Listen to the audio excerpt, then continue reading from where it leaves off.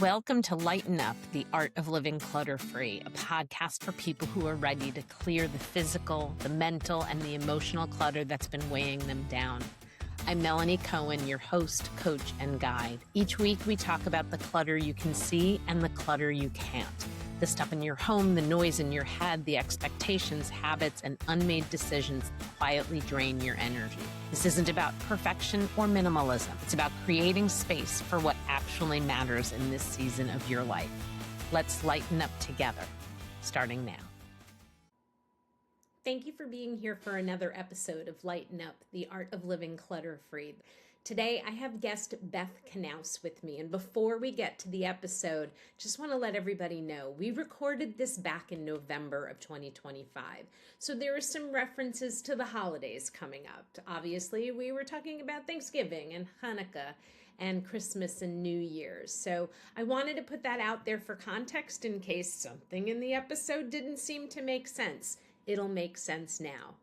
And now the podcast. Welcome back to another episode of Lighten Up, the Art of Living Clutter-Free, podcast where we talk about all things clutter. I have a special guest with me today. I have Beth Knaus, and I'm going to read her bio, and then we're going to dive in really quickly.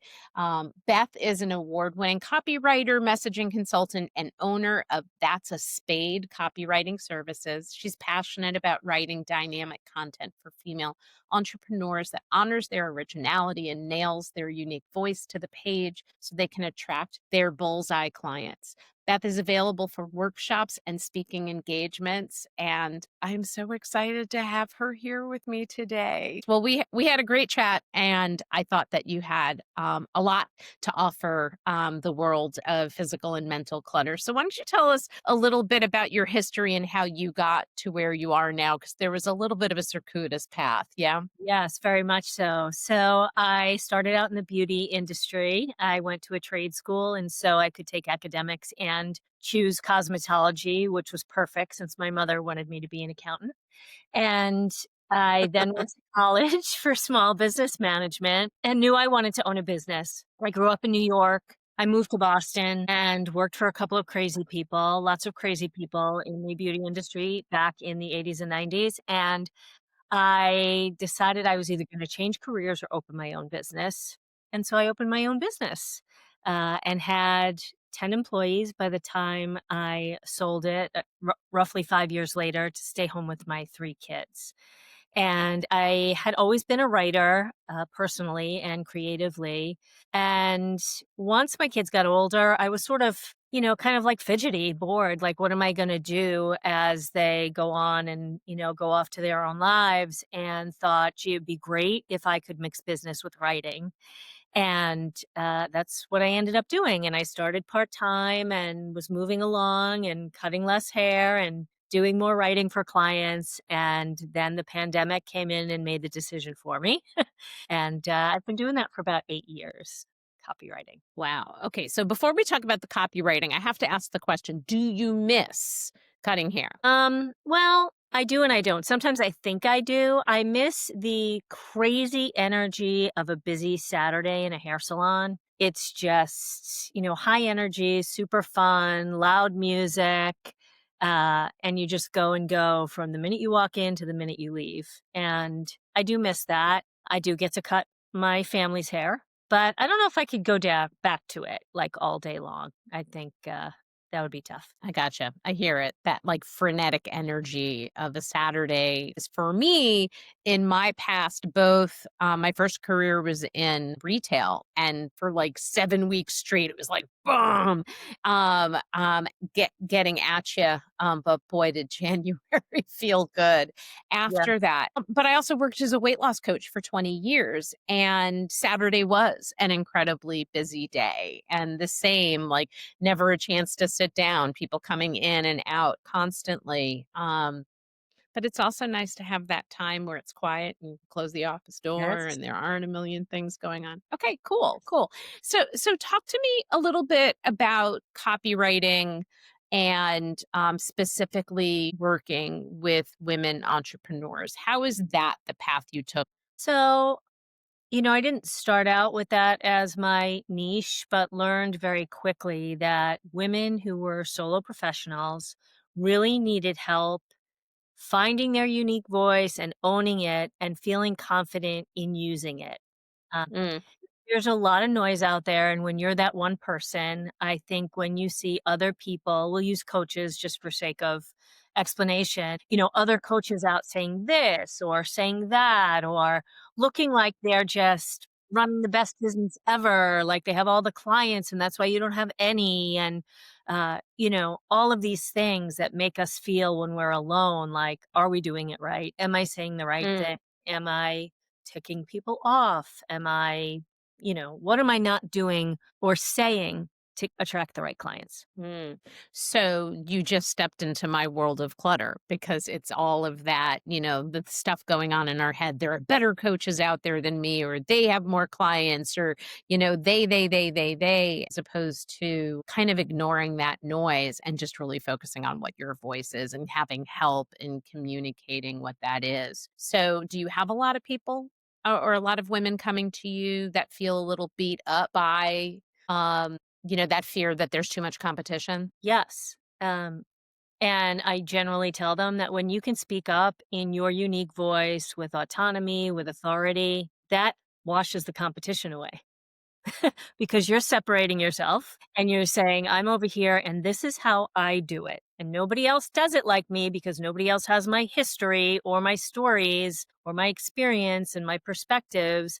And I try to make them see that you can't talk about the industry. The industry is the umbrella, and all of Mm. those facts and tips you have to say, everybody is saying them. So where can you do the personal storytelling so people say, "Oh, I relate to that person," right? It's just like choosing a doctor or choosing anybody you're going to work with. You need to vibe with them, right? And how many of us have gone to doctors where we felt like we were belittled or not listened to or something like that? And it's one of the reasons why my doctors are all predominantly women right now. I feel listened to more by them. Not all of them, but I think the important ones. But I think in so many other aspects, women have been taught to like play little, play small. And if we were taught to be loud, we weren't really given, the script that helped loud not sound like what everybody wants to shut up. Does that make sense? Yes, absolutely. And I was thinking about you because this last week I got to speak for a group called Vibrant and Visible. It's for women 50 plus in Boston. And so I went in person, it's like a dozen of us. And, when I do something on communication and unique voice and how to use it, I think people walk in thinking, oh, she's going to tell me what I can say when I leave. And it's like, I can't tell you what to say until you dig deep into your clutter in your gut and figure out who you are because we help, we nurture, we're at people's beck and call. And I feel like those people, those external people, we see ourselves as they see us. We see ourselves through their lens. And Right. so we're a leader. We're like making everybody else's life happen. But at the same time, we don't really work on our identity in the process because our identity is whatever those people need us to be. So we need to take time alone and really dig deep and go through all of that generational stuff and societal stuff and, hands in your lap and be polite and speak when spoken to and always say, oh, that's okay. Or, yeah, that's so nice, nice versus kind. And, uh, once we started digging deep at this event last week, I could see people like, wow, this is some heavy stuff and we have work to do. And I was like, yeah, because I can tell you what to say, but if it doesn't feel natural to you and you don't buy into it, everybody else is going to see that when you say it and you probably will stop saying it. Right. That whole idea of sounding like we're too much. I Mhm. think, I was taught to be loud, but I was also taught to be loud in like a certain way. I also think as an only child, I actually talk about this a lot. I don't know if I've talked about it on the podcast yet, but I had parents that sometimes I think got overwhelmed by me. And I'm an only child. Can you imagine how much louder that house would have been had they had more children? But one of the things that I learned, my father used to make fun of me for talking really, really fast when I was a kid. Now I'm a New Yorker. New Yorkers talk fast, but I spoke ridiculously quickly.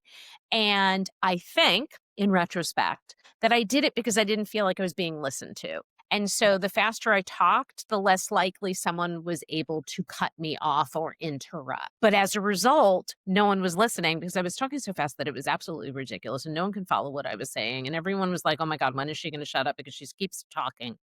And it was in college that I learned to slow down my speaking in a Mm. public speaking class, which, by the way, the only A I got in college, I take that back. The only A without a minus was in that public speaking class. We should have known it was in my future. But I recognize that so many women do things like that in order to be heard, but as a result, haven't used the right tools and Yeah. skills to be effectively listened to. So, how do you work with your clients? What does that look like? So if I'm working on a little bit of a bigger project, let's say like a website or I have a best messaging package, both of those I start people out with what I call the voice and vision process, which is a really deep exploratory questionnaire that some people find a little overwhelming, which is the point, because I want them, to have butts and seats and really take the time to go through it an hour at a time. I make them take 2 weeks and really go in and keep going back and adding details and embellishing and not just giving that typical surface like my ICA is this ideal client, this is what I want to do. This is the name of my offers. That's great. I can find all of that out. I want to know how did you get here and what brought you to this and what stirred this passion in you. And uh, after that, we'll meet for like an hour. I'll ask any more questions I have. I pull all kinds of good stuff out of the questionnaire. And then I can either start my website work or I Mhm. can start to create a language bank for them, which is part of what happens in the messaging offer that I have for people. But they'll say to me like, oh gosh, this is really long. And yes, it is. Invest the time. Invest the time in knowing yourself, ladies, please. Well, and that affords you the doing it right. I think you said language bank. Tell me about that. Yeah. So, what I do in that messaging offer is that I send people away with a flexible elevator pitch. We talk about how can you change it. You don't say the same things at the Chamber of Commerce that you do at like a women's networking group or something else. So, how do you introduce yourself? And then I will help them with their unique value proposition. And then I comb through and look at what words are really standing out. Are they repeating anything? And I will make a language bank for them. Sometimes it's a paragraph, sometimes it's social media post suggestions, statements, words, phrases that they can use to represent themselves and their business and how their process works with people. And then if they get kind of, uncomfortable, they have this reference that they can go back to and say, oh, yeah, this is really how I want to show up in my business. Hmm. That's great. That's great. Tell me who's easiest to work with. So, the easiest person for me to work with is a woman who's been in business for a little bit and they know that whatever communications they're putting out there, they are not hitting that bullseye client. And when that happens, it's like dominoes, right? You can do the work. We've all done work with clients that we probably should have turned down. It's not your best work. They don't get the best result. They don't give you the best testimonial. If they send you a referral, it's somebody else like them who's not your ideal client. Nobody Mm. wins if you're not working with the right client. So I like somebody who's been in business a little bit. They realize that they're not hitting the mark with their content, and they are ready to surrender to the process, right? They're ready to let me have a little creative license and tell them what I hear. And they trust that I'm going to do my job, that I know what I'm going to do. Because, it's not just you showing up and talking about you and your business. It's also now we have to consider how are we going to deliver that information to the audience that you want to work with, right? Not everybody is at the same place. They're certainly not where you are. And they need to receive that information in a way that's digestible. Great. So what you made me think as you were speaking that was helpful, was like who isn't great to work with. And it doesn't necessarily mean the opposite of everything you just said, but I can imagine that you get a lot of, we'll talk about coaches because I'm a coach and I spend a lot of time around coaches, that we think we know our client best. right? And that somehow we know our content best, we know ourselves best. And as a result, maybe think that someone who does copywriting doesn't quite, I'm going to use air quotes, get it. So how do you support that person? Right. So I have written for almost 50 different industries, and I find that the issue is that people don't realize that they are not their client. They also have to accept that they are like their client just 5 or 10 years ahead, right? We're all pretty much trying to solve a problem that we experienced ourselves and didn't have any support around, and now we want to support other people. So they're you before everything was okay. Pretty much. So we have to talk to that person. And I just think that things things have to be said in layman's terms, right? We assume that our client knows what we do, knows why we might be the good one, but they don't really understand. Maybe somebody said to them, I need to work with, a clutter coach. And they go, okay, I trust my friend. I'm going to do that. But they don't really understand what you do until they talk Right. to you. It's so interesting because when I was building the old program, I was encouraged to use the title behavior change strategist. Mhm. Okay. That is exactly what I am. I help people with behavior change, and I have all the strategies they can utilize. But the average Joanne doesn't know what a behavior change strategist is. And it still is in like a few places in my digital footprint, but my digital footprint now is transformational life coach and clutter expert. And I have a feeling a lot of people, when they hear clutter expert, picture something very different than what is being communicated because I do help people with clutter. I physical clutter, whether it's books or paper or, gadgets in the kitchen or Yep. the tchotchkes, thingamajigs, bric-a-brac, whatever we want to call it, that our grandmother left us, jewelry, clothing in 4 different sizes. Sure, I help with that. But we could argue forever which comes Mhm. first, the chicken or the egg, which comes Of first, the course. mental clutter or the physical clutter. And the reality is, it doesn't matter which was first, they get us in a cycle. Physical clutter creates mental clutter creates or makes it more challenging to address physical clutter. But when I say I'm a clutter expert, I mean all the clutter. The digital, the calendar, the 24-hour news cycle, etc. So do you feel like I'm talking about myself a lot, but it is my podcast, so I guess it's okay. Is that something you help people with? Like, you know what? Maybe you're not communicating who you are well enough. Let's look at all of the different ways that we communicate who we are and what we do. Yes, absolutely. And another thing is that people tend to be verbose, and people have this concern that if they don't say a certain thing, they're not going to get the client they want, so Mm, they pack everything in. Like many times people come to me with like copy for their homepage and it's like a novella. And I'm like, no one's reading this. You have 7 seconds. It's not a thing. It's not going to happen. So people struggle with brevity and mhm. sharpness and that sort of thing. And so they need to learn that. The other thing I see in women is that they tend to want to validate who they are with credentials. Here's my resume. Here's my certificate. This is where I went to school. This is where I did my internship. I studied abroad over here.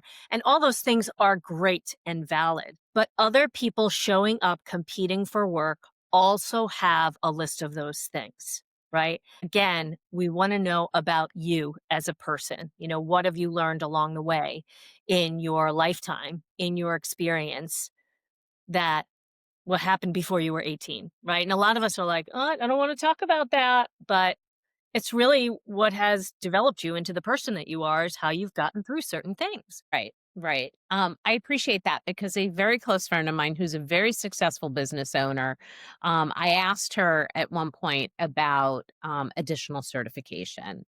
And she just kind of looked at me and said, "What do you mean?" And I said, "Well, I have a certified life coach certificate, but what about clutter? Like, where should I go?" She's a clutter expert as well. And she was like, "My certification is 25 years in business." And I went, a reminder that my certification is 20 years of weight loss coaching. Weight is the same as clutter. It's embarrassing, it's shaming, it hurts. We don't feel like ourselves. We want to hide or we want to hide it. And so it's the same language, frankly. Yeah. And I was so appreciative to hear that because I'm like, if I'm going to spend money on the business, I don't want to do, like keep doing certifications. I do want to continue to work on myself. But let me work on other things that would support me in mindset and those kinds of things. So I hear the same thing from you. It's not the piece of paper, it's the work that you've done and the experiences you've had. Yeah, I mean, hands-on it's priceless, right? Your hands-on experience. I'm not downplaying education. I think if you have education, that's, Right. but at what point, like, do you stop investing time in getting this certification or this or that when if you can give a case study for a hands-on situation that really shows your expertise, like, isn't that worth more? I think so. I think so. And I love you validating that thought. I think that's really good. So tell me, because I asked like who your best client is.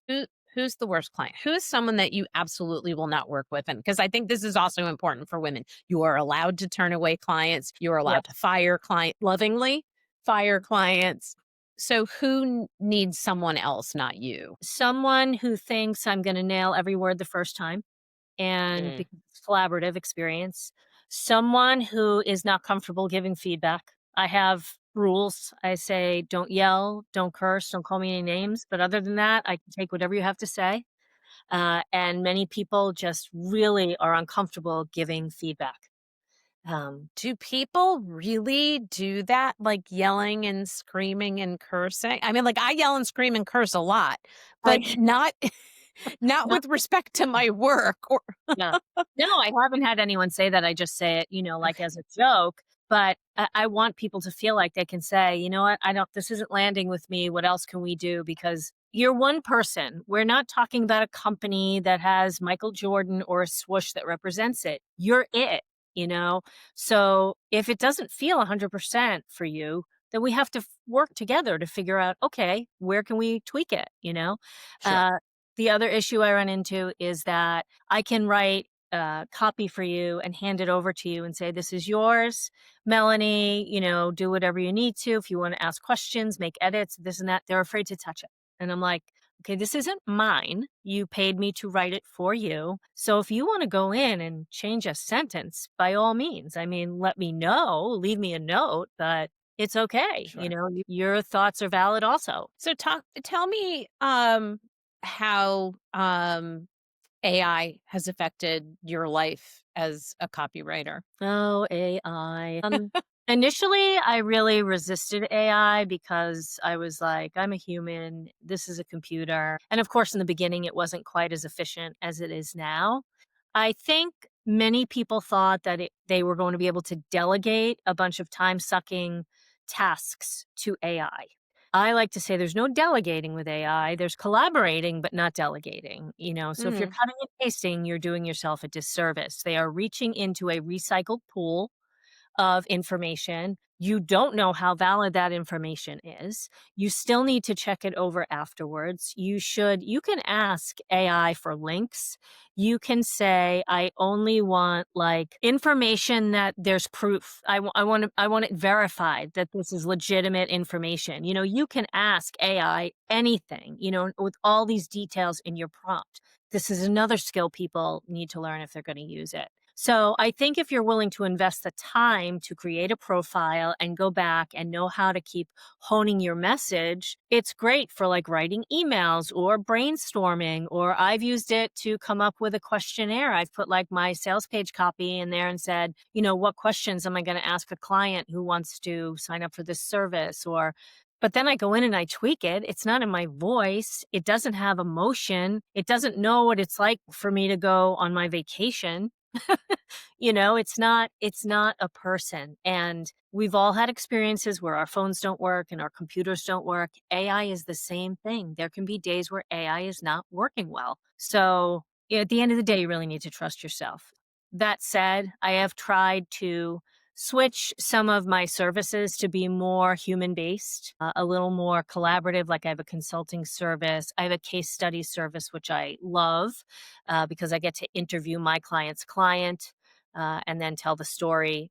Like with a 360 view from the beginning of their time together until afterwards. Right. So, can people go on and ask for website copy from AI? They sure can. Is it going to be as good as what I can write them? No. Sometimes you do what you have to do, and that's just how it is. Right. Right. Thank you for that answer. I appreciate that. Okay, so this is what I like to call the podcast about clutter. And for someone who's listening the first time, please, clutter is not just stuff. It's not just that overwhelming hoarders TV show that you may have caught. That is a different kind of clutter that is based on trauma. It is based on OCD, PTSD, perfectionism, and depression. ADHD, like there are all of these other things that we're suffering from that we see in clutter. The clutter I like to talk about is the clutter that is our calendar filled with things that we've committed to that maybe we shouldn't have. It's social media clutter. It's 24-hour news cycle clutter. It's people. Maybe not all of the people in your life belong there in the ways that they do. And then, of course, stuff. So if I were to ask you, Beth, what is your clutter? What would you say? So I'm going to give you a mental and a physical. I love that. I feel like this is a time of year where everybody's got a little mental clutter, emotional clutter that comes to the surface, right? Whether it's about affordability of this time of year or who you want to be with or projecting what someone's going to say, what someone's not going to say. So that's definitely a clutter thing that I deal with seasonally that I am aware of. And I work every year on getting rid of a little bit more of that clutter. And I'll say physically, one of the things that we've had, so I've been an executor to a will a couple of times. And so every time somebody has passed, so it was my mom, my stepmom, and my stepfather, it's like you have to Mm. go through somebody's belongings. And in the moment, you have to clean out a house or an apartment, and you're like, ooh, I'm not sure I can let go of this thing. I'm not sure I can let go of this thing. And so there is like, it's not only just physical clutter, there's emotional tie to it. And I'm feeling recently like we had brought home a bunch of stuff from my father-in-law's house about a year and a half ago. And I'm starting to feel that like I got to get that energy out of the house. Like there's a lot of stuff we haven't touched. And so I know some of it has to go. Probably won't happen in this holiday time, which is fine. But once I get Well, through I it, we'll think probably get out. you raise a lot of really important questions. And one at its most basic is we have an emotional attachment to our things. And Mhm. often the emotional attachment to our things comes from who it belonged to before. As if, oh, this is so interesting because I am dropping question number 4 in my 50 questions to declutter your life. I'm dropping them on Wednesdays. And the one tomorrow addresses, is the memory of this person in the thing or is the memory within you?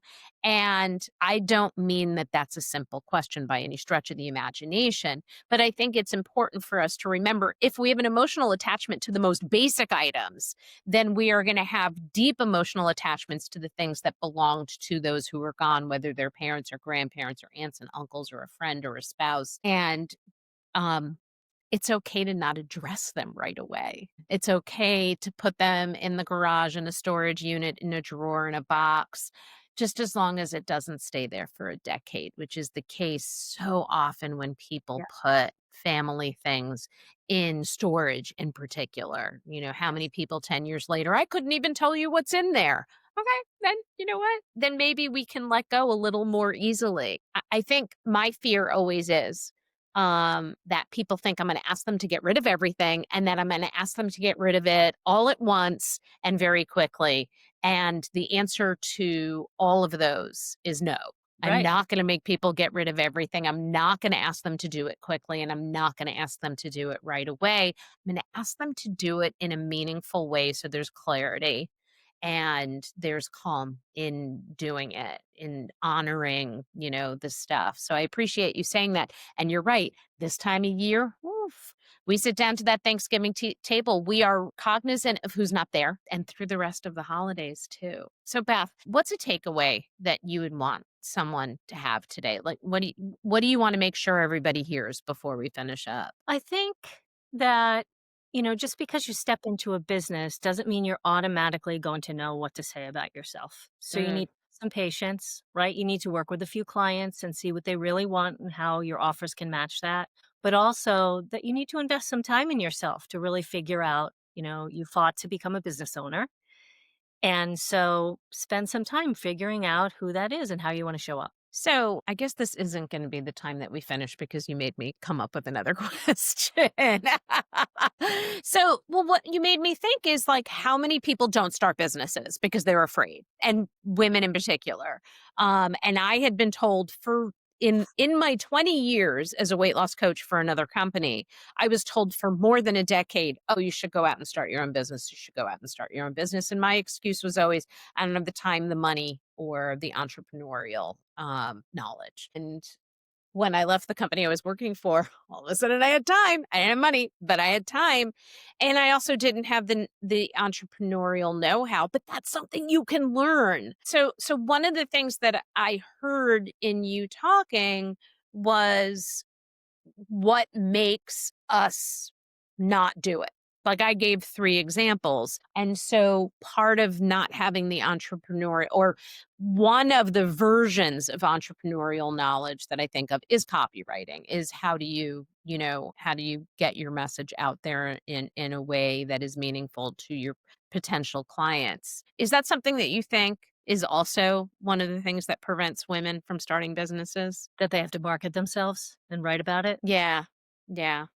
I think it's overwhelming. I mean, even the people who are in business, if you ask them, marketing, writing, it is the bane of their existence. Well, So, I say it all the time. Hey, I remember when there was a tech team and there was a bookkeeping team and there was a finance team and there was a marketing team, there was an operations team. And I guess I knew that. But then I started my business and I was like, oh my God, I have to do it all. And I say on a regular basis, as my business grows, I will not be all those teams. I'm going to bring on the best of the best to do those things. But you have to um, you have to invest the time and the energy in building the business and then bring on, the best of the teams. This is great. Okay. So I know I asked you what's your last thought, and then I asked another question. So is it possible that we missed anything? I think we covered a lot of good stuff. Awesome. Awesome. Beth, I'm happy to have you here today. I am going to have all of your information in the show notes. Oh, wait, I think that you have offered Communicating with Confidence, 3 Steps to Mastering Your Business Messaging. It's a Yeah. free workbook. Yep. Amazing. Yeah. Amazing. 3 big Everybody questions check it. and start to work on. Yeah. Everybody check that out. I think it would be amazing. Beth, thank you so much for being here today and sharing your wisdom. Thank you, Melanie, for having me on as your guest. You bet. Thank you for listening to Lighten Up the Art of Living Clutter-Free. If this episode resonated, please subscribe, leave a review, and share it with someone who could use just a little bit of lightness. If you're ready for deeper support, you can work with me one-on-one or join my Lighten Up Clutter-Free Mindset Group program. You can find all the details at my website, thoughtfullycoaching.com. Until next time, progress over perfection. Messy action is better than no action at all. So let's lighten up.